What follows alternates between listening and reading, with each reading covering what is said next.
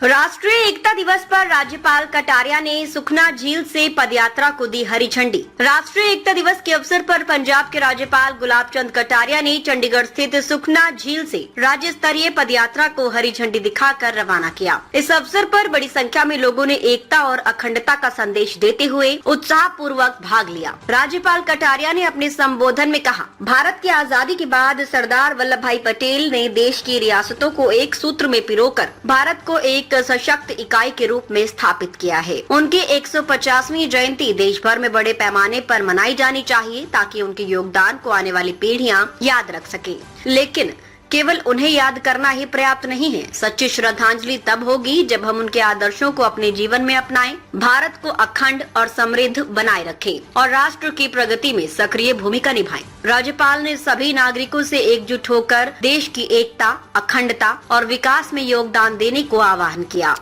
आपने इसको flag of किया, क्या कहना चाहेंगे इसके बारे में? देखो, क्या है कि लौह पुरुष सरदार पटेल ने भारत की आजादी के बाद भारत को एक इकाई के रूप में बनाने की दृष्टि से देशी रियासतों को भारत के साथ जोड़ने का काम सरदार वल्लभ भाई पटेल को दिया और उन्होंने बखूबी 562 उस समय की छोटी बड़ी रियासत थी, उनको सबको प्यार से देशभक्ति जगा करके एक करने में सफल हुए।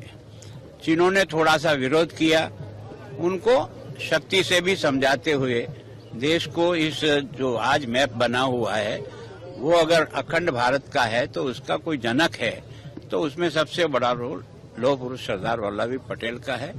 तो उनका यह 150वां वर्ष देश की एकता के लिए आने वाली पीढ़ी के मन में भी संकल्प रहे और उन्होंने जो प्रयत्न किया एक भारत श्रेष्ठ भारत, वो हम सबके एक उद्देश्य में रहे।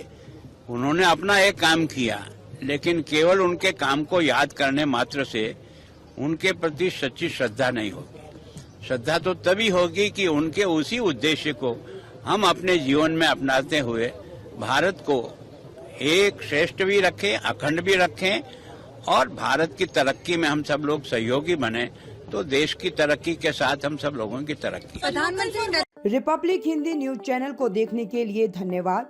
सर्वश्रेष्ठ रिपब्लिक हिंदी न्यूज चैनल को सब्सक्राइब करें, शेयर करें, लाइक करें और घंटी वाला बटन दबाकर नोटिफिकेशन ऑन कर लें ताकि ताज़ा खबरें सबसे पहले आपको मिल सकें।